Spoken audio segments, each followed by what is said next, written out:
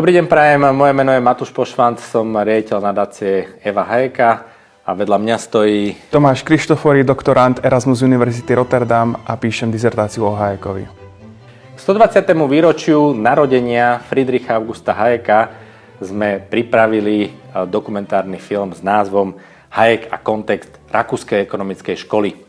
Rakúska ekonomická škola bola škola ekonomického myslenia, ktorá sa zaoberala evolúciou ekonomických a spoločenských inštitúcií. Našimi dnešnými hostiami sú Docent Ján Pavlík, doktor Ján Oravec a doktor Pavel Potušák.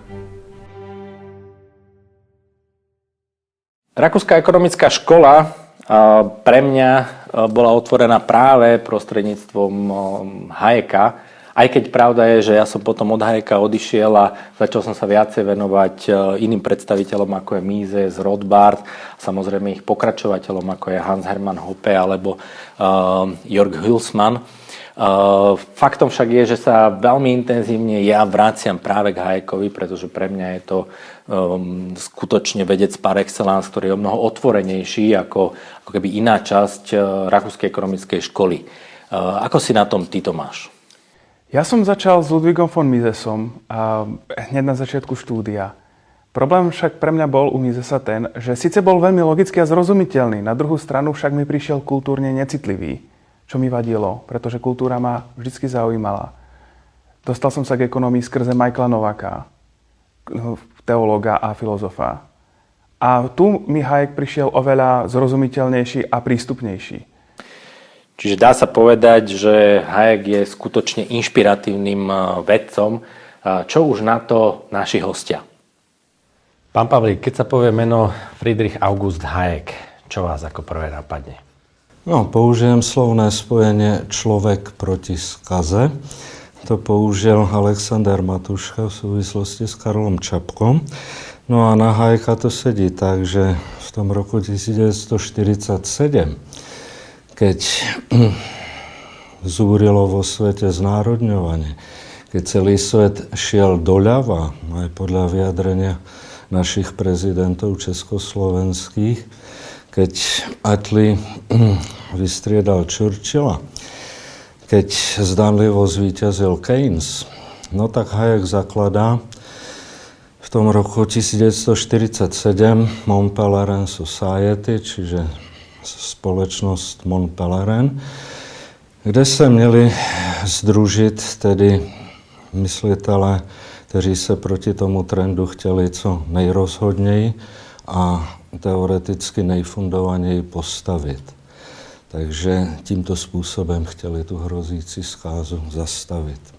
Mňa určite ako prvé napadne nadácia Eva Hayeka, ktorú sme zakladali s niekoľkými jednotlivcami začiatkom 90. rokov ako nadáciu, ktorá mala podporovať prechod vtedy ešte čerstvo centrálne plánovanej ekonomiky, ktorá práve skrachovala na trhovú ekonomiku. Pro mě je to vynikající společenský vědec s obrovským záběrem od filozofie přes politickou vědu, ekonomii, psychologii. Neznám v ekonomii nikoho s takto širokým záběrem.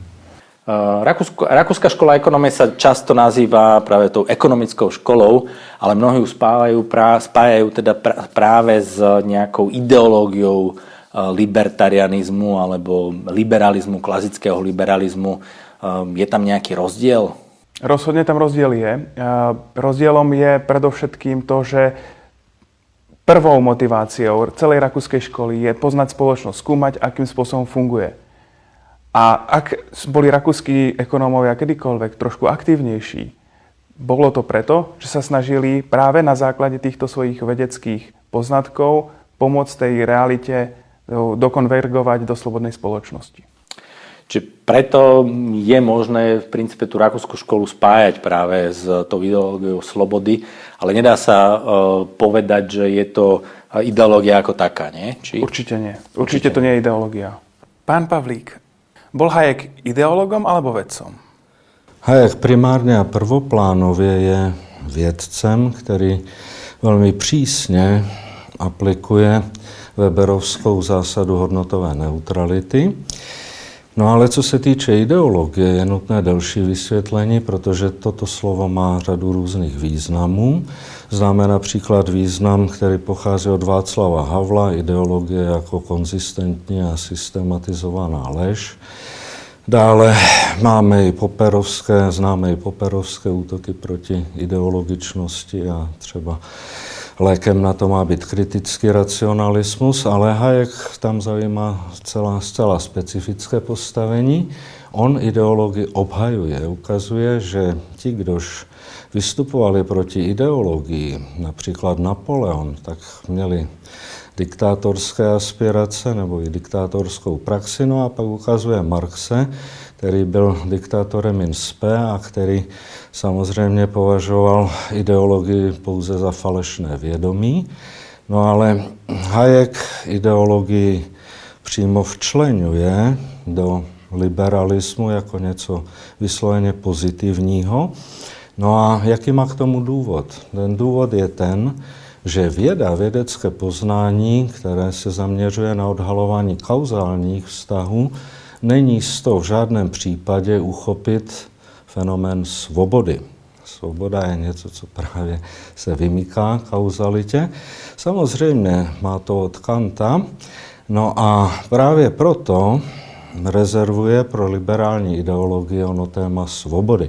A dokonce říká, že liberální ideologii je nutno svobodu obhajovat přímo dogmaticky, považovat ji za první nezrušitelný princip, který nikdy nesmí podléhat utilitárním úvahám, protože, jak říká, jakmile na jednu stranu postavíme jakýsi užitek, který plyne z nějakého konkrétního potlačení svobod, na druhé straně svobodu in abstracto, tak v této utilitární úvaze svoboda téměř vždy prohraje.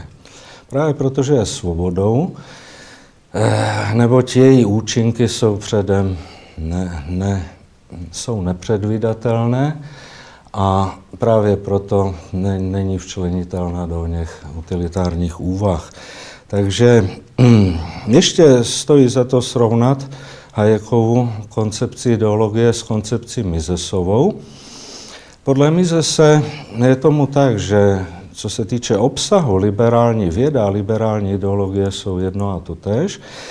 Jenom liberální věda ta stanovuje to, co jest, zatímco liberální ideologie ta stanovuje to, co má být v modu politického programu. Ja si myslím, že všade máme aj ideológov, aj vedcov a že aj v tomu, čo sa hovorí, alebo ľudia, ktorí sa hlásia k nejakému, či už liberalizmu, alebo aj klasickému liberalizmu, mnohí sa správajú ako ideológovia a zvyknú ostatných obviňovať z toho, že nie sú ideologicky čistí a tak ďalej.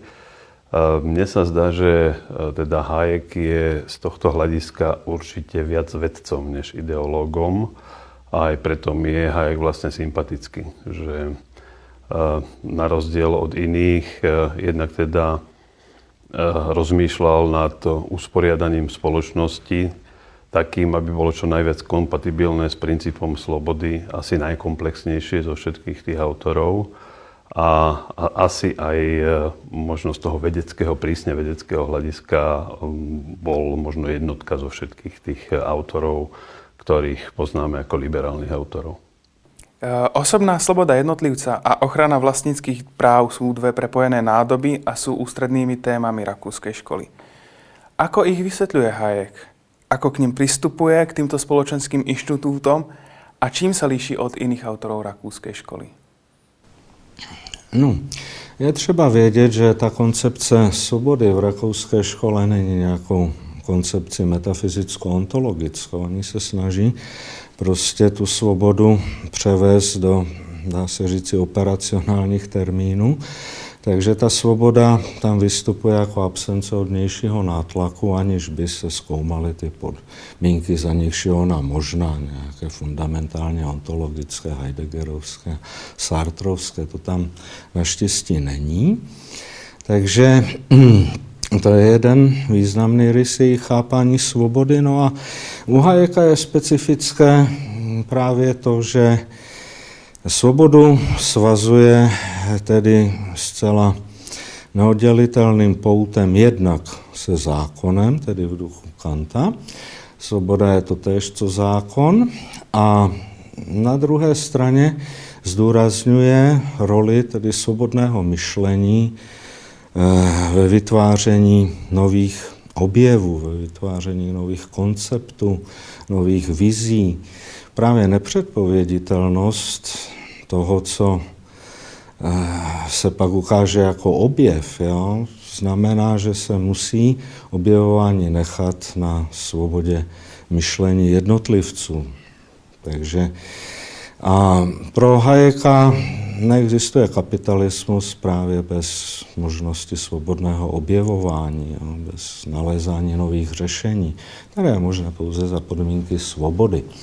No, ta geneze u něj třeba toho významu svobody je zajímavá. Říká, že třeba ekonomická svoboda, jak je nalezl třeba ve Velké Británii 18. století, popsanou v díle Adama Smitha, je podle něj nezamýšleným důsledkem snah o politickou svobodu, které se vážou třeba s onou slavnou Glorious Revolution v roce 1688.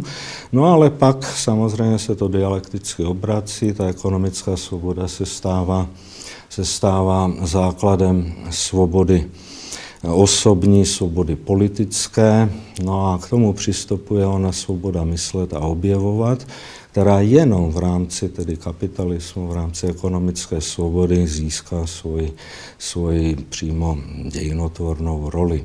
Čo mi je sympatické na Hayekovi, je, že opäť jeho prístup je taký komplexnejší, že vieme zo všetkých jeho kníh, že to nie je na rozdiel, neviem, od Friedmana, povedzme, alebo ďalších autorov, nejaký čisto ekonomický pohľad, ale komplexne sa pozerá na spoločnosť aj na iné aspekty života, nielen ekonomiku, pozerá sa na právo, pozerá sa na ďalšie veci. A z tohto hľadiska zase sa mi páči na ňom to, že ako on o slobode hovorí ako o niečom, čo by sme nemali obhajovať len čiste utilitaristicky. Že sloboda, presadzujeme ju preto, lebo pozrite, keď budeme slobodní, tak bude spoločnosť prosperujúca a bude nám všetkým lepšie. Ale dokonca on hovorí, že my musíme slobodu podporovať a presadzovať ako princíp, bez ohľadu na to, aké výsledky prinesie so sebou, čiže neutilitaristicky. Takže z tohto hľadiska zase mne sa zdal tento Hayekov prístup akože veľmi zaujímavý a mne osobne veľmi sympatický. To, prečo mňa zaujala napríklad Rakúska ekonomická škola, bez ohľadu na to, že tam má to slovo ekonomická, tak je skutočne to, že dá sa jednak teda napojiť na tú ekonómiu, ale aj na ďalšie vedy, ktoré riešia rôzne spoločenské problémy. Mne prídu Rakúšania ako celkom poctiví vedci v tom zmysle, že naozaj hľadajú alebo snažia sa definovať problémy a hľadajú na ne odpovede. A to odpovedou tej rakúskej školy je mne čisto sympatická myšlienka osobnej slobody jednotlivca a samozrejme riešená prostredníctvom vlastníckych práv. Ale práve to tú rakúsku školu ako keby stáva do tej ideológie. Tebe to tak nepríde? Ten vzťah je trošku zložitejší, pretože Rakúšania boli naozaj spoločenskí vedci, ktorí hľadali evolúciu ekonomických a spoločenských inštitúcií a ich súvislosť s civilizáciou, so slobodnou civilizáciou. Čiže súvislosť so slobodou a s ideológiou liberalizmu tam určite je, ale to nie je primárny motív. Primárny motív je skúmať hybné sily tejto civilizácie a prípadne v momentoch, kedy je táto civilizácia nejakým spôsobom narušená, určitá jej zložka, pomôcť túto zložku zreformovať. To už nájdeme u Karla Mengera, jeho evolúciu inštitúcií, evolúciu peňazí a to samozrejme je potom leitmotívom, jedným z hlavných motívov toho, čo ty nazývaš nejaká tá intelektuálna poctivosť Rakúšanov, že neignorujú mimoekonomické podmienky fungovania trhu. Pretože trh samozrejme má nejaké mimoekonomické podmienky svojho fungovania. Dobre, ale prečo, ak sú Rakúšania takto poctiví, tak prečo sú v princípe marginalizovanou nejakou vedeckou školou utlačanou do nejak úzadia. Je to ich chyba, alebo je to chyba tej väčšinovej spoločnosti? To je otázka, na ktorú nie je jedna odpoveď. Jednak doba, kedy rakúska škola prestala byť tak prominentnou, bola dobom veľkej hospodárskej krízy a rastu totalitárnych hnutí 20. storočia, najmä fašizmu a socializmu v 30. rokoch. A v ekonomii je to odzrkadlené rastom keynesianizmu.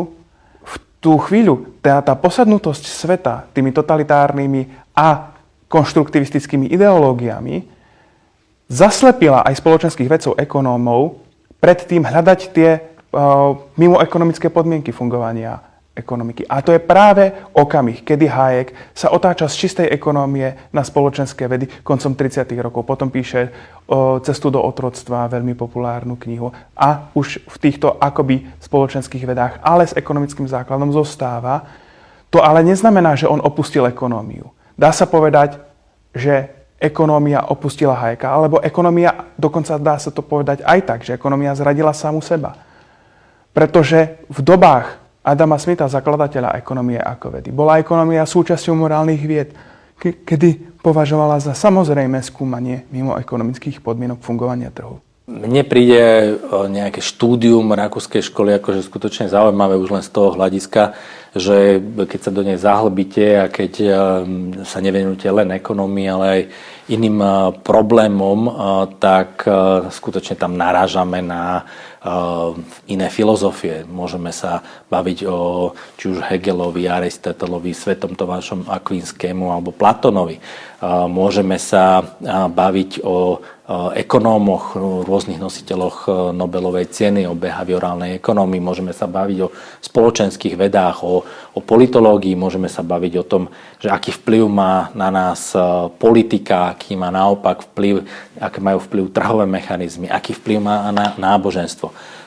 Mne príde práve kvôli tomuto všetkému, alebo týmto všetkým potenciálnym napojeniam, to štúdium tých Rakúšanov veľmi zaujímavé. Čo ako ty vnímaš vlastne tú rakúsku školu v tomto kontexte? V kontexte rakúskej školy dá sa povedať, že takou čerešničkou na torte určite je teória kultúrnej evolúcie alebo evolúcie tých spoločenských inštitúcií, tých mimoekonomických podmienok fungovania trhu. Pretože toto je téma, ktorá je vo väčšinovej ekonómii, a to dokonca aj v novej inštitucionálnej ekonomii, veľmi podceňovaná. Acemoglu a Robinson ako prišli s tou teóriou, že potrebujeme tie oficiálne inštitúcie, ktoré máme reflektované aj v tých indexoch ekonomickej slobody. Že nakoľko máme pánstvo práva, nakoľko máme neinflačnú menu a podobne. Takže tieto oficiálne inštitúcie samozrejme sú veľmi dôležité. Ale Rakúšania idú ešte o krok ďalej. Od tých formálnych inštitúcií k neformálnym, ktoré drvivá väčšina ostatných ekonómov a spoločenských vedcov zanedbáva v súvislosti teda s ekonomickým poriadkom. Rakúska škola sa spája primárne s menami ako je Mises, Rothbard. Veľa nadšencov tejto rakúskej školy skôr Hayeka považuje ako keby nejakého lavicovú súčasť tejto školy. Je to skutočne tak? Môže byť Hayek aj pre týchto Rakúšanov alebo ľudí, ktorí čítajú Misesa a Rothbarda inšpiratívny? Takhle, když si uděláme jednorozměrný graf a začneme sázet ekonomii, kde úplně nalevo, posadíme Marxe a tak dále, dál Keynese, možná Friedmana a možná potom Hayeka, Misese a Rothbarda, tak tento velice jednoduchý sploštělý pohled nám to může evokovat. A teďka záleží, kde nakreslíte tu linii rakouské školy, kde nakreslíte tu linii libertarianismu. Ale já můžu dát příklady, kdy Hayeka můžu brát jako mnohem více liberálnějšího ekonoma, než je třeba Rothbard. A to ve smyslu, jak se Hayek dívá na vývoj práva a vývoj institucí. Hayek je evolucionista a tvrdí, že je třeba času, je třeba přirozeného vývoje, než jsou instituce vytvořeny, než je právo vytvořeno. U Rothbarda a možná i Misese se mi zdá někdy, že jako kdyby oni to věděli od začátku od stolu. Že jsou schopni nakreslit, jak by tento ideální liberální řád mohl vypadat. A když se na to koukneme takto, tak tito dva jsou mnohem blíže oním konstruktivistickým racionalistům, o kterých Hayek píše, kteří jsou prototypem budoucích plánovačů. Jo. My jsme schopni naplánovat společnost od stolu. Rothbard, já jsem schopen nakreslit liberální řád od stolu. Takže v tomto je pro mě Hayek mnohem dále od těchto plánovačů, než je Rothbard. Či už to bol Mises alebo Rothbard, tak možno práve patria k tým, ktorí skôr pristupovali k otázkam slobodnej spoločnosti tak ako veriaci, že pozerali sa jednak teda s nadšením, ale aj s určitým niekedy tak ako veriaci aj fanatizmom a s neznášanlivosťou voči iným názorom, alebo nie celkom úplne kompletne čistým názorom. Takže z tohto hľadiska zase pre mňa osobne je sympatickejší Hayek, ktorý má aj niektoré protirečenia, ktoré mu mnohí vyčítajú. A ja si myslím, že naozaj ako realita je natoľko komplexná, že popísať ju nejakým teoreticky čistým systémom je nielenže mission impossible, ale ani to podľa mňa nemá zmysel. Čiže ja som na rozdiel od kritikov Hayeka celkom zhovievavý voči nejakým protirečeniam, ktoré by sme mohli a nachádzame možno v jeho diele. Konkrétně také se liší v metodologickém přístupu, kdy tedy zavrhuje, dá se říci, Misesův apriorismus a přiklání se snad pod vlivem Poppera k evoluční epistemologii. No a v rámci tohoto zaměření konstituuje tzv. Kulturní evolucionismus v kontrastu se zjednodušujícím sociálním darwinismem takového Spencera. Čili je tam celá řada jakoby nových nahlédnutí a nových přínosů oproti Misesovi. Je třeba říci, že si o to ten Mises tak trochu koledoval, protože jeho apriorismus je do určité míry zjednodušující. Když srovnáme třeba Misese s českým aprioristou Karlem Englishem, tak tam vidíme, že English rozlišuje apriorní řád ontologický, řád normologický, řád teleologický. U Misese máme pouze onu teleologii. No a kromě toho Mises byl inspirovaný Spinozou a chce postavit svůj systém na jednom jediném axiomu, ovšem nedosahuje oné jaksi teoretické přísnosti Spinozovi, že tedy jeho systém nemá charakter, i když na to aspiruje, tak trochu charakter výchozích axiomů a pak pokračování v podobě věta, důkaz. Taková přísnost u Misese zkrátka není, nedává to, co slibuje. No a tento přístup už sám o sobě je zjednodušující a restringovaný a ponechává mnoho mimo svůj záběr. Mises s Rothbardom sú považovaní za tých hlavných predstaviteľov tej rakúskej ekonomickej školy a mnohí mladí libertariáni sa skôr na Hayekovi, dá sa povedať, že odbavujú alebo dokazujú si, že aký je či už nelogický, aké zlé premisy používa, respektíve akým zlým záverom dochádza. A viem, o čom hovorím, pretože podobný som bol proste ja, v tom zmysle, že som naozaj toho Hayeka zaznával.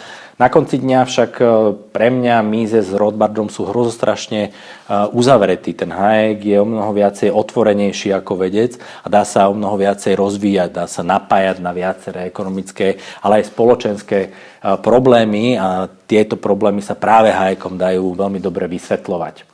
Okrem tejto skúsenosti existuje aj historický omyl, ktorému títo mladí libertariáni podliehajú. A to je tzv. Falošné delenie rakúskej školy na ľavicovú Hayekovskú a na tú pravovernú Misesovskú. Toto delenie pochádza práve z tejto Misesovskej vetvy od Salerna, od Hülsmana. A v skutočnosti celá rakúska škola sa zaujíma o jedno téma, o téma evolúcie spoločenských inštitúcií a ekonomických inštitúcií. A na toto téma, keď sa pozrieme na konci dňa, tak Hayek je naozaj oveľa zaujímavejší a oveľa prínosnejší. Podobnú skúsenosť mám s Hayekom aj ja, rovnako s Misesom a Rothbardom. Človek, keď si prečíta Human Action alebo Man, Economy, State, Human Action je od Ludwika Misesa, Man, Economy, State od Murrayho Rothbarda, tak zrazu nadobudne pocit, že vie vyriešiť akúkoľvek spoločenskú tému alebo spoločenský problém. Faktom však je, že keď sa z môjho pohľadu začnem zamýšľať nad tým, že ako skutočne spoločnosť funguje a ako je to neskutočne komplikovaný proste mechanizmus, tak jeho vysvetlenie, aj keď len na úrovni nejakých princípov, sa nedá zrealizovať či už len cez ekonómiu alebo cez nejakú premisu osobnej slobody jednotlivca a vlastníckych práv, ale je to skutočne o mnoho komplikované. Mám teda taký pocit, že je to o mnoho komplikovanejšia vec na vysvetlenie. A tu mne ten Hayek prichádza ako poctivejší nielen v definovaní samotných problémov, ale aj v tom, že akým spôsobom nachádza nejaké riešenia.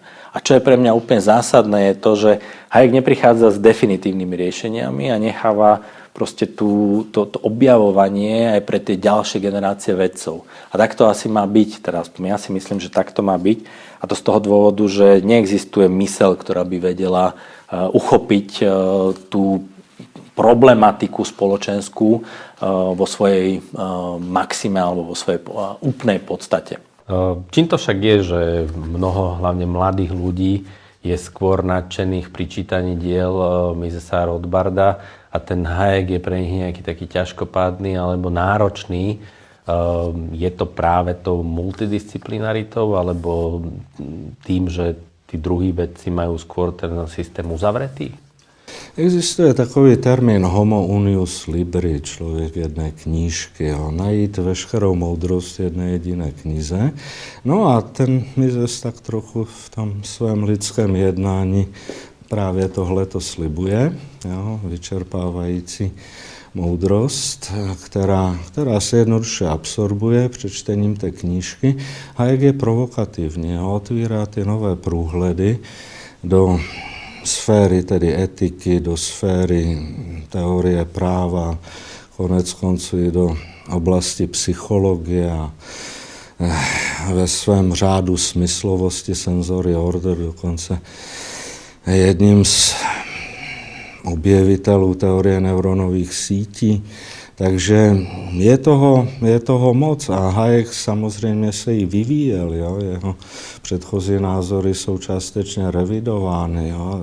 Je těžko uchopitelný v té své komplexitě a také toho napsal jako relativně hodně, málo kdo přečetl všechno, co Hayek napsal. Čili pro mladého člověka, který touží spíše po jednoduché odpovědi a následné jistotě toho poznání, tak jsou tihle autoři jako Mises, respektive Rothbard, jo, kteří sami sebe pasují na nositelé té definitivní pravdy, jo, stěží už korigovatelné, no, tak jsou právě pro toho mladého člověka přitažlivější, tak jako kdysi byl pro tyhle lidi tohoto typu přitažlivý Marx. Jo. Kdo si přečetl Kapitál, měl dojem, že tedy ví a zná všechno, že jsou mu známa všechna tajemství historie a přírody a civilizace a tak dále. Keď sa na to pozrieme z jazykovej stránky, tak keď čítam Misesa alebo Rothbarda, prídu mi jasný a zrozumiteľný. Čím to je, že Hayek je na jednej strane považovaný za zmeteného Rakúšana a na druhej strane za vedca otvárajúceho netušené nové horizonty? Možná Hayekův jazyk na první pohled je složitější, ale jeho teorie je mnohem jasnější a konzistentnější než teorie Misese a zejména Rothbarda. Mises sám nepsal úplně jednoduše. A Rothbardova jazyková jednoduchost je vykompenzována, řekl bych, teoretickou plytkostí. Rothbard má obrovské množství chyb ve své teorii, jak se snažím ukázat ve svých článcích, zejména v teorii úrokové míry, kde Hayek je mnohem obecnější a v podstatě Rothbard je speciálním případem Hayekovy, respektive můžeme říct Fischerovské teorie úroku. To znamená, pro vědce, který už možná něco zná o ekonomické teorii, je Hayek nakonec mnohem jasnější než Mises a než zejména Rothbard. Doporučoval bych mladým čtenářům začít Hayekem a být trpělivý v jeho čtení a až poté Misesem a Rothbardem. A myslím, že budou odmění mnohem víc, než když začnou opačným sledem. No, Hayek bohužel psal angličtinou, nebo tou verzi angličtiny, která je prolnuta latinským základem tohoto jazyka, nebo snad latinsko-normandsko-francouzským.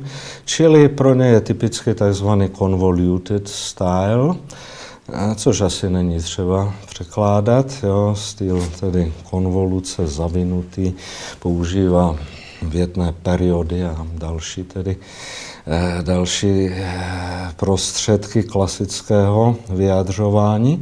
No ale to samozřejmě nacházíme v dílech všech významných myslitelů, zejména starších. No ale pro dnešní dobu se to ukazuje jako velký problém. No a na to by bylo jedno řešení, které navrhuje i sám Hayek, když říká, že četba klasické literatury poskytuje vždy dobrou výzbroj pro intelekt čtenáře a hlavně mu poskytuje znalosti člověka, které z žádné psychologické učebnice nenačerpá. No a tím, že by ti mladí lidé četli klasickou literaturu, tak by si osvojili i onen složitý styl plný těch větných period a tak dále, který je charakteristický pro von Hayeka. Nie je to samoučelné? No, mně se zdá, že Hayek jako popisuje komplexní skutečnost, tak tomu je třeba i komplexní podoby jazykového vyjádření. Já bohužel upadám do podobné nectnosti, ale ten, kdo vidí realitu v jejím jaksi vnitřním nesmírně složitém propojení, tak vlastně cítí, že nějaké ty jednoduché věty jsou nepatřičné a chce ve svých větách, složitých větách tuto propojenost mnohonásobnou, zpětnovazebnou a tak dále vyjádřit. Jo. Čili spíš bychom se měli snažit dostat na Hayekovu úroveň, než tedy Hayeka rozmělnit výkladem, který by byl přístupný dnešním mladým lidem, kteří bohužel většinou tu klasickou literaturu nečtou ani neznají. No. Ja si všímam napríklad to, že Misesovci veľmi žiarlia na Hayeka, na jeho súčasné postavenie. A to asi budú žiarliť na veky, pretože Hayek je dneska oveľa v zásade viac v centre tej diskusie, pretože sa na neho upínajú alebo odvolávajú všetci. Odvolávajú sa na neho konzervatívci, keď chcú si potvrdiť svoje niektoré postoje, odvolávajú sa na neho liberáli, ale odvolávajú sa na neho aj socialisti, ktorí konzervatívcov aj liberálov kritizujú. Čiže Hayek je reálne dneska v strede tej diskusie. Mises z tej strede tej diskusie nie je a ja to pričítam jednému jedinému faktoru a to je, nehovorím, že si nezaslúži, aby bol v strede diskusie aj on, ale pričítam to jednému jedinému faktoru a to je rok 1974 a udelenie Nobelovej ceny za ekonómiu. Lebo Hayek bol vlastne dovtedy tiež 30 rokov úplne mimo akejkoľvek diskusie a vrátil sa do nej po roku 1974, keď sa stal nobelistom a tým pádom akoby začal byť znovu zaujímavý ako aj intelektuálny oponent. Pre mňa je misesovský dôraz na tú axiomatiku, alebo teda na vyvodzovanie úplne všetkého toho, čo o svete dokáže vypovedať z jedného axiomu, trocha podozrivé. Bez ohľadu na to, že väčšina prednášok, ktorá napríklad vysvetľuje Misesa, začína tým, že Mises tvrdí, že alebo má ten svoj základný axiom človek koná. A teraz sa tomu publiku vždycky podhodí niečo v tom zmysle. No a teraz skúste vyvrátiť túto absolútnu pravdu. Samozrejme, že pokiaľ by ste ju skúsili vyvrátiť, tak vás prednášajúci usvedčí z toho, že práve ste konali, tým pádom ste ju potvrdili. Avšak ja vždy odpovedám na to, že toto je extrémne zjednodušenie celej situácie a to z toho dôvodu, že v prvej rade by ste si mali zadefinovať, že čo znamená konať a čo znamená človek. A ako náhle idete do hĺbky týchto otázok, tak zrazu zisťujete, že je to práve Hayek, ktorý prináša rôzne tieto typy odpovedí. Človek je aj náboženstvo, človek je aj viera, človek je aj niečo nerozumné, človek je aj zviera. Človek je všetko možné a vlastne explicitnú, keby ste chceli zadefinovať explicitnú definíciu človeka, tak podľa mňa ju nenájdete. Nedá sa to úplne jednoznačne povedať. A tu je zasa pre mňa Hayek inšpiratívnejší a to z toho dôvodu, že Hayek si uvedomuje tie limity toho rozumu, ktoré má ten Mises na absolútnom piedestáli. V princípe každý axiomatický systém musí vždy naraziť na nejaké svoje hranice a to z toho dôvodu, že každý axiomatický systém je založený na nejakých premisách. Hej. A automaticky sa musí potom dostať do nejakej argumentácie v kruhu. Ja zhodou okolností v súčasnej dobe, keď študujem Misesa, tak na veľa jeho takýchto argumentačných kruhov práve narážam a je to práve Hayek, ktorý umožňuje prísť s nejakým riešením. Čo je však zaujímavé, tak je to práve docent Pavlík, ktorý prepája práve tú metódu, ktorú Hayek používa s ďalšími filozofmi, ako je napríklad Adam Smith alebo Friedrich Hegel. A vytvára nejaký taký evolučný apriorizmus, tak to môžeme nazvať? Môžeme to rozhodne nazvať evolučným apriorizmom. Dal by som k tomu príklad neviditeľnej ruky, ktorú nájdeme u Hegela. Ľudia, ktorí čítali Poppera a jeho otvorenú spoločnosť a ich nepriateľov, kde radikálnym spôsobom kritizuje Hegela, by mohli povedať, že čo môže mať Hegel spoločné s Hayekom. Lenže Popper tam nebol veľmi vedecky poctivý, pretože on zliepal v tej kritike citáty z rôznych Hegelových kníh a vydával ich za jeden citát. A takto nechal Hegela pôsobiť ako najväčšieho totalitára, predchodca tých totalít 20. storočia. V skutočnosti však, keď si naozaj pozriete po Pavlíkovom príklade do Hegela, tak naozaj tam uvidíte v jeho filozofii práva Smithovskú neviditeľnú ruku. Vlastne áno, Hegel rozhodne je racionalista s tým, že povie, že tie spontánne výsledky toho, čo my dnes nazývame evolúcia. On ešte nepoznal to slovo evolúcia. Ale že to sú racionálne výsledky, že tie spontánne poriadky sú racionálne. Racionálnym výsledkom evolúcie. Ešte sme tu trocha kritizovali toho Misesa s Rothbardom z tohto hľadiska. Čo si ty o tom myslíš, že treba ich nejakým spôsobom zaznávať a treba uznávať viacej Hayeka? Existuje tam nejaké ako keby pomer, nepomer, niečo od tohoto? Existujú ako keby dve vetvy rakúskej školy? Bolo by trošku nešťastné príliš kritizovať Misesa s Rothbardom, pretože sú to neuveriteľne inšpiratívni spoločenskí vedci, ktorí majú v podstate rovnaký predmet záujmu ako Hayek. Problém je akurát ten, že podávajú tie svoje výsledky tých svojich veľmi hlbokých štúdií uzatvoreným spôsobom. Čím nepomáhajú tomu čitateľovi otvárať sa k novým problémom a riešiť ich. Hayek je v tomto otvorenejší, je v tomto, dá sa povedať, pokornejší. Tá intelektuálna pokora, ktorú aj neskôr tematizoval vo svojom živote Hayek, myslím, že tu je zosobnená aj v tom Hayekovom praktickom postoji k vede. A aj v porovnaní práve s Misesom a s Rothbardom. Neznamená to však, že toto sú nezaujímaví autori. To v žiadnom prípade nie. Pán Pavlík, vy kritizujete výrazne Misesovú metódu skúmania, skôr sa prikláňate tej Hayekovskej metóde. Prečo?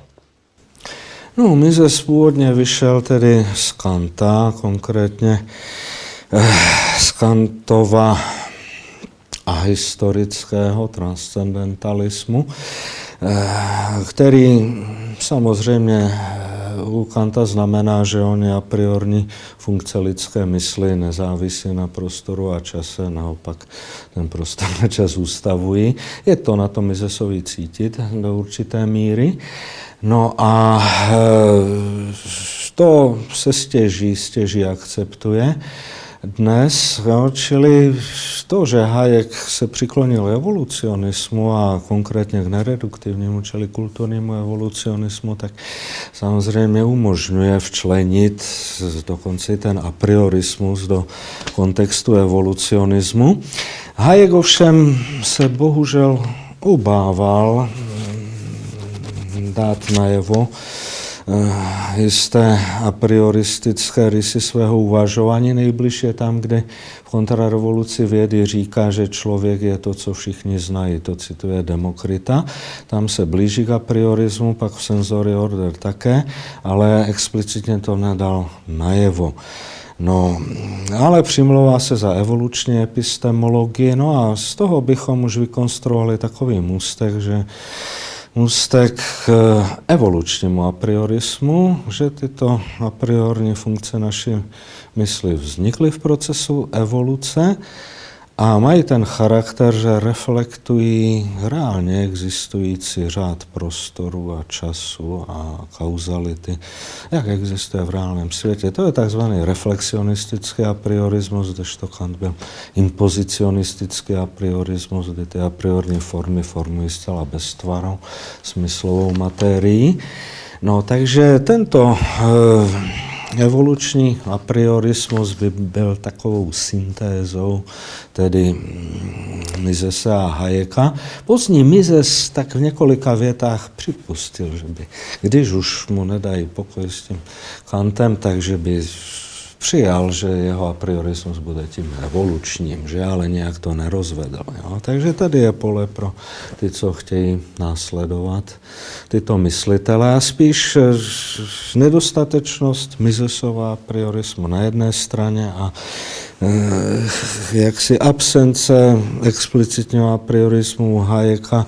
Jo, to jsou nedostatky obou. Celé to rozštěpení Mises Hayek bylo tragické, jo, protože v syntéze by byli dokázali víc a teď se spíš hádají mezi sebou, než aby prostě se směřovalo k oné syntéze. Že?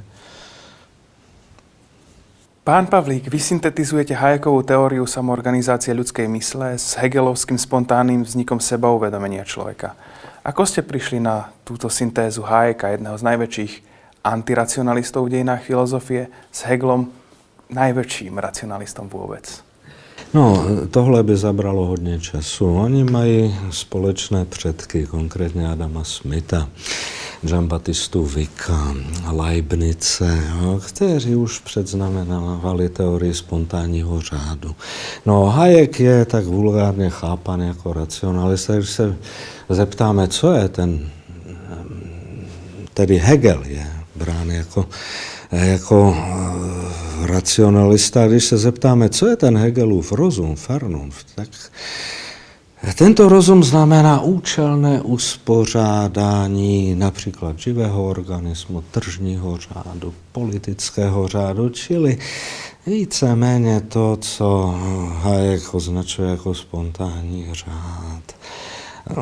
Hegelův Vernunft. No, je jasné, že ten Hayekův spontánní řád se utváří jaksi v procesu kulturní evoluce, která postupuje cestou selekce, pokusu a omylu, kdežto u Hegela je to všechno předznamenáno v tom fundamentu té absolutní idei. Že? No ale pro zajímavosti ta absolutní idea u Hegela se rozvíjí cestou pokusu a omylu a ve fenomenologii ducha taky. Jo, najdeme jaksi názvuk z toho pozdějšího evolučního přístupu, že jenom přes ty omyly, ty jednotlivé kategorie, které chtějí spolknout všechno, tak zjistí, že jsou vlastně pouhou částí a směřuje to dialekticky dál. Prostě jsou to dvě vyústění té jedné inspirace, již byl Adam Smith. No a to, že u Hegela je racionalismus, no tak samozřejmě to je vulgarizující pojetí. U Hegela konstituují lidé hospodářský řád ryze smithovsky, že neznají ten konečný cíl, že tedy realizují to, co prostě jim diktuje jejich self-interest, jejich vlastní zájem. No a teprve za jejich zády, čili nevědomě, čili v těch nezáměrných důsledcích se tyhle typy řádu konstitují. V tom je Hegel mistrem. Ještě i Engels říká, lidé nedělají dějiny, lidé dělají to, co je třeba. Jo. To je ozvuk tedy Adama Smitha přes Hegela u Engelse. Takže ono, bohužel se taky Hayek kritizuje právě proto, že je blízek tomuto pojetí, jo?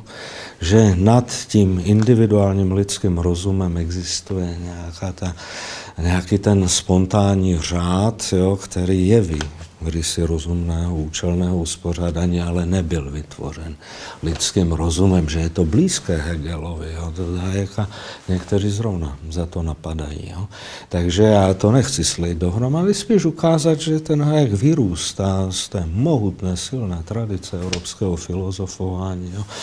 A prostě ten Adam Smith přes Kanta k Hegelovi, že ano, a ten Hayek zase přes jiné aspekty Kanta, že to je že filozofové, jak říká Leibniz, se mýlí hlavně tehdy, když kritizují jeden druhého, ale mají jistá společná východiska, obvykle zamlčená, tam mají pravdu. Jo. Takže asi takhle s tím Hegelem. Povedali by ste, že to najlepšie z filozofickej tradície je tradícia spontánneho poriadku? No, tak ten veliký objev té nevědomé produkce těch nezáměrných důsledků naší činnosti individuální, kteréžto důsledky konstituují jako obecný, trvalý, reprodukující se řád, který je nesmírně blahodárný, že ano, tento hospodářský řád, dá se to vztáhnout na ten organismus, jo, kde je také to účelné uspořádání, které nevzniklo dle plánu, což viděl už Kant a Hegel, za to Kanta chválí to.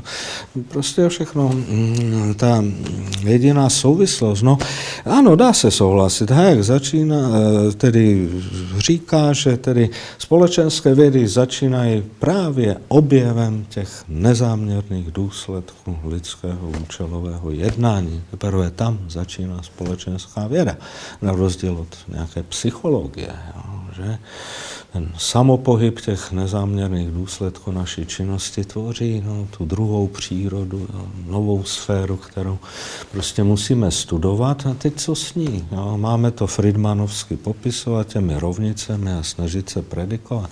To Rakušan řekne, že ne, že to je nesmysl. Komu by ta predikce sloužila? Plánovačům? Jo? No, je samozřejmě nemožná, ale taky se ptáme, proč. Jo, tohleto. No, v rakouské škole Hayekovi, tomu Misesovi jde o to porozumět zevnitř, jo, co se děje, a na zjednodušeném modelu ukázat, jak z těch tisíců, milionů, miliard individuálních interakcí vyvstává ten reprodukující se rozšířený řádek, říká Hayek. Mnohí dnešní mladí libertariáni a fanúšikovia rakúskej školy si neuvedomujú, že nie je toto isté byť rakúskym nadšencom a byť rakúskym ekonómom. Hayek povedal, že vidiac, že marxisti boli horší než Marx a že Keynesovci boli horší než Keynes, povedal, a ku koncu svojho života dokonca, že nebuďte Hayekovci. V tomto zmysle, nebuďte len ideológovia. Nasledujte ma, áno, ale robte si, kombinujte si to s akýmikoľvek ďalšími vašimi myšlienkami. Hľadajte, skúmajte tú spoločnosť, ako to naozaj je. A práve v tomto hľadisku Hayek bol oveľa otvorenejší aj voči svojim študentom, než Mises. Oveľa viac im pomáhal otvárať tie horizonty. Neuzatváral ich v nejakom logickom systéme, ale otvorene priznal, že existujú nejaké problémy, na ktoré narazil a na ktoré nemá odpovede. A to sú presne tie momenty, v ktorých pozýva ďalších libertariánov na ich vyriešenie. Keď načrieme do toho ekonomického súdka tej rakúskej školy Hayeka, Misesa, Rothbarda a všetkých týchto, jedno, čo ich spája, je teória hodnoty. tie rakúske začiatky, ešte na začiatku teda toho minulého storočia, ich pôsobenie, predvojnové pôsobenie vo Viedni, ich posedávanie v kaviarniach, dneska by boli asi nazvaní kaviarňoví povalači samozrejme, ale ako je nutné možno chápať alebo vnímať práve toto obdobie, či už teda z toho historického kontextu, že čo sa tam v tej Viedni dialo a ako na seba títo autori v rámci tých svojich ekonomických myšlienok vplývali. Tak mohli by sme ich možno vulgárne z dnešného hľadiska nazvať kaviarenskí povalači, lenže oni v žiadnom prípade neboli takí istí kaviarenskí povalači ako tí dnešní, pretože nie z každej kaviarne vyjde x nositeľov Nobelových cien, tak ako to bolo vo Viedni začiatku 20. storočia. Tam bola práve jedna obrovská kultúra vedecká, práve aj mimo univerzity, mimo Viedenskej univerzity. Bola tam tam je niekoľko aspektov. Jeden je obrovská akademická sloboda, ktorú si Hayek nesmierne vážil a ktorá práve vyprodukovala mysle toho rangu, ako bol Hayek. Hayek nebol jediný. Z jeho generácie tam boli aj ekonómovia Haberler alebo Morgenstern, zakladateľ teórie hier. Takže tá atmosféra tam bola taká intelektuálna, ale tá sa pestovala práve jednak aj skrz tú akademickú slobodu. Že človek mohol študovať tak ako Hayek na právnickej fakulte, ale on mal pritom záujmy ekonómiu a psychológiu. Proste tak ako tam sedel celý deň na tej univerzite, chodil z prednášky na prednášku po rôznych fakultách, proste číro to, čo ho zaujímalo. A o všetkých týchto veciach potom debatovali v tých kaviárniach. A treba si ho trošku uvedomiť aj ekonomický aspekt toho, prečo chodili do tých kaviarní. Oni boli oproti našej situácii nepredstaviteľne chudobnejší. Napríklad v tej dobe sa dalo vo viedenskej kaviarni byť celý deň s jedným šálkom kávy. A na univerzite napríklad keď Hayek nastúpil na univerzitu v roku 1919, tak nebolo uhlie, nebolo dosť uhlia na kúrenie na univerzite. To znamená, ľudia tam sedeli v kožuchoch a chodili sa do tých kaviarní zohriať, kde bolo teplo. Takže aj tu vidíme, ako sme sa za tých 100 rokov aj ekonomicky vlastne posunuli, o čo sme dnes bohatší, než boli títo velikáni vtedy.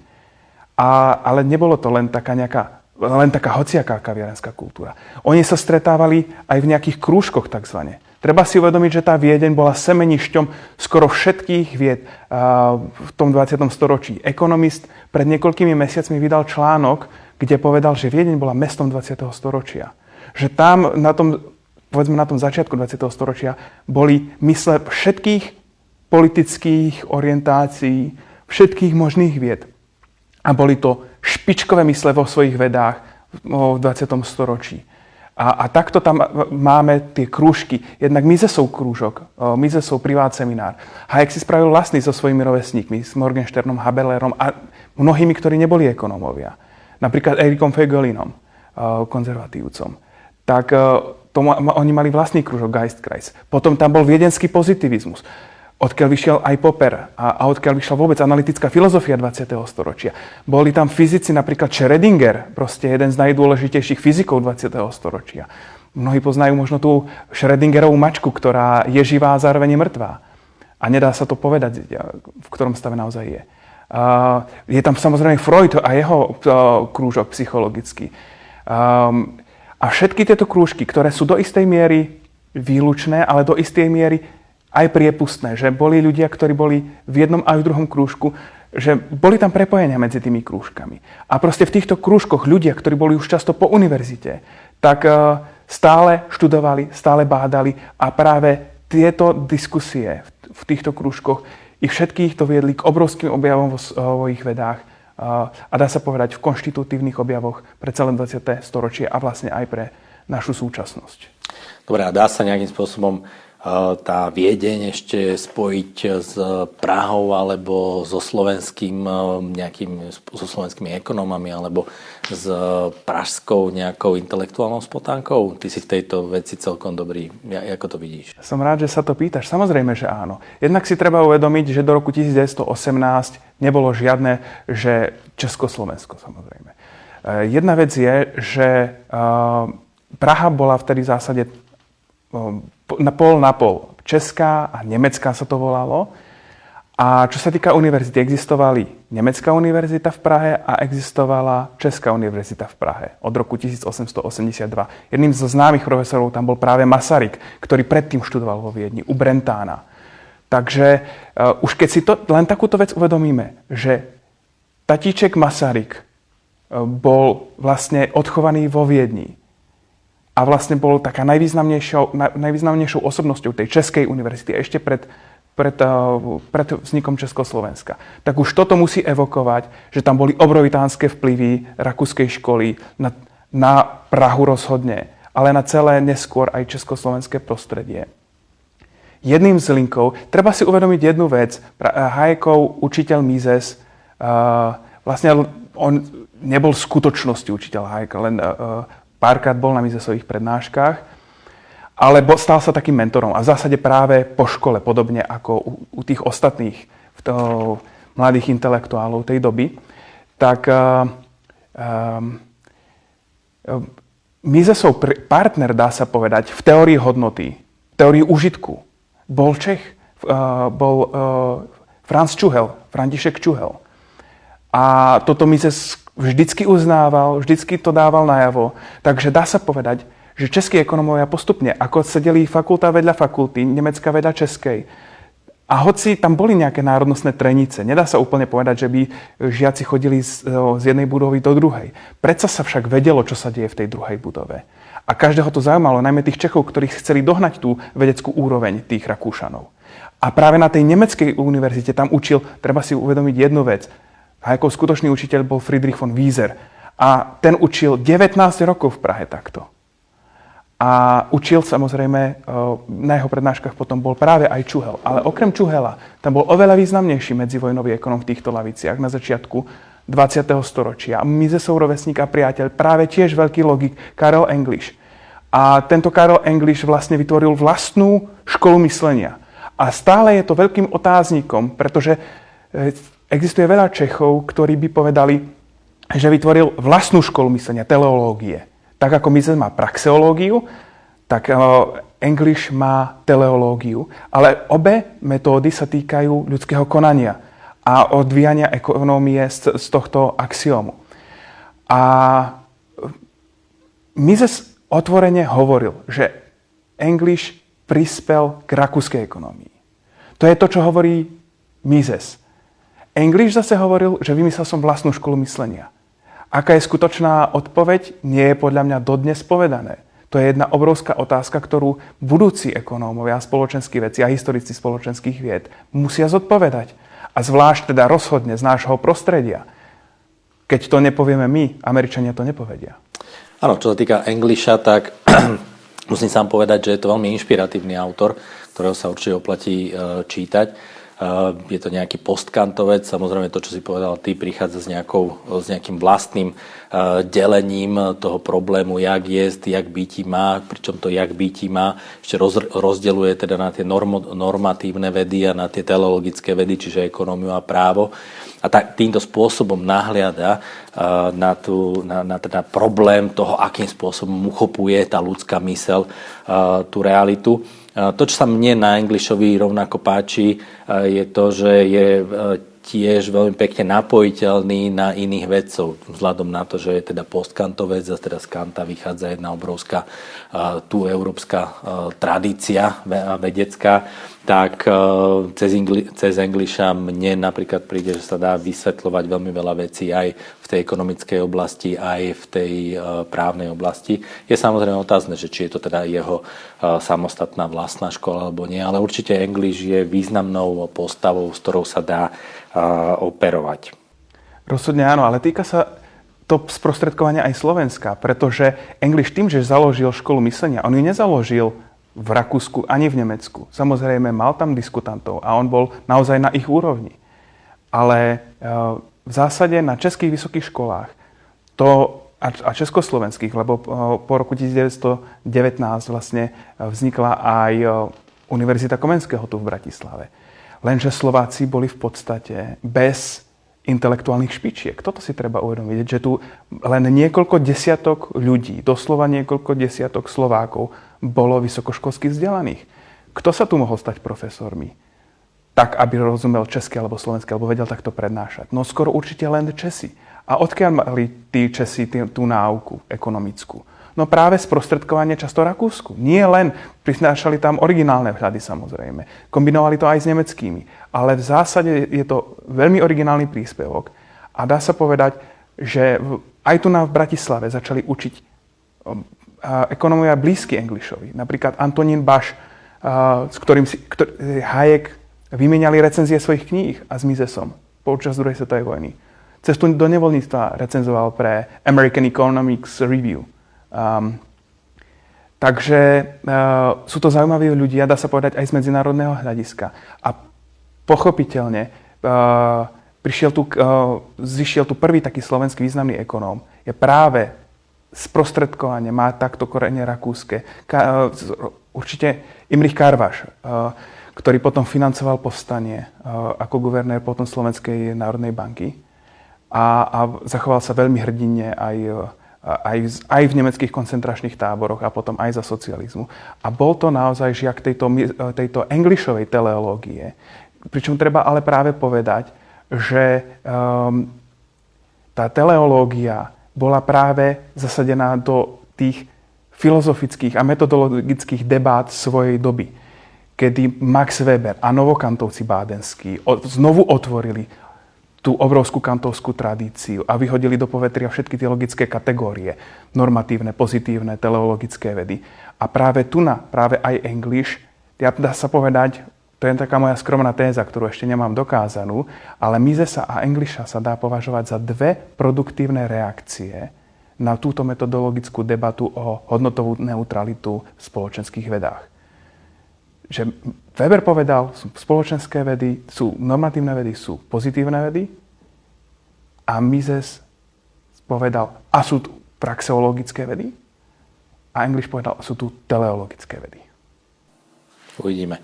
Možno je to veľmi inšpiratívne práve pre ďalšie generácie študentov, ktoré by si mohli nejakým spôsobom, alebo by sa mohli zaujímať o práve Rakúsku ekonomickú školu. Študenti, ktorí sa zaujímajú o problematiku osobnej slobody, slobodnej spoločnosti, menšieho štátu, ale aj rakúskej školy, čo by ste im odporúčili v kontexte diel Hayeka, alebo na čo by sa mali zamerať?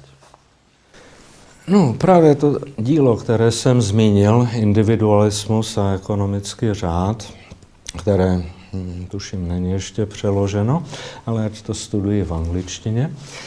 No a velice dobrou průpravu dává také samozřejmě druhý díl Kontrarevoluce vědy, kde Hayek provádí tedy velice důkladnou a tedy promyšlenou kritiku comtovské sociologie a samozřejmě i těch aspektů hegelovství, které byly později třeba využity v marxismu, kde tedy spolu s Popperem brojí proti myšlence zákonu dějinného vývoje, jimž jsou lidi tedy bezpodmínečně podřízeni a ukazuje třeba mimo jiné, jo, že co sociolog, to socialista.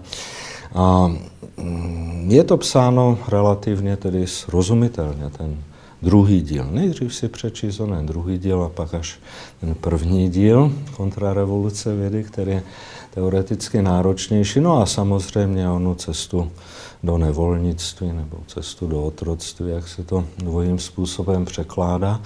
Takže tam právě přes onen zápor svobody, jimž je totalitarismus, si mohou lidé v Hayekově tedy velmi duchaplném a hluboce poučeném vylíčení mechanismu, tedy totalitarismu a jeho svázanosti s vůbec každým centralizovaným řízením, tak si studenti mohou pochopit, v čem spočívá hodnota svobody.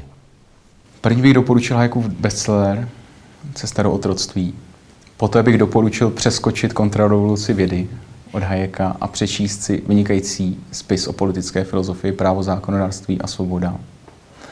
A opravdu velice slušný úvod do rakouské ekonomie Rothbardovo Man, Economy and State, v češtině přeloženo zásady ekonomie, ale doporučuji číst tuto knihu až po přečtení Hayeka, protože člověk si může navyknout na Rothbardovský styl, který, řekl bych, vede k určitým stereotypům a k určitému intelektuálnímu zamčení, jo, kde Hayek je mnohem otevřenější a mnohem jako hloubavější. Mises of Human Action jako další v pořadí a pak už člověk může otevřít díla Hayeka o ekonomii, Prices and Production, Theory of Money and Credit a úplně kdo si dá sázku s kamarády o nejtěžší knihu přes prázdniny přečíst v rakouské ekonomii, tak je to Hayekova Čistá teorie kapitálu. To je, myslím si, jeho ultimativní dílo, kde recenzenti ho nazvali narozeným mrtvým dítětem, že už ve chvíli, kdy byla napsána, tak už nebyla relevantní v roce 1941. Je to z toho důvodu, že už zářila Keynesovská hvězda, Keynesovská ekonomie. No, ja si myslím, že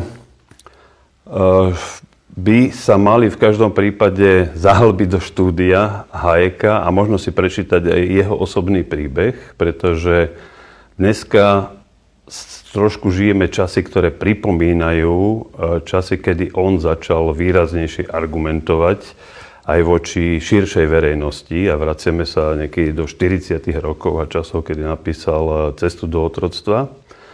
A to boli doby, kedy sa nenosila, že to nebola móda byť liberálom alebo nejakým klasickým liberálom a obhajovať slobodu. Naopak, v móde boli iné autoritatívne až totalitné prístupy.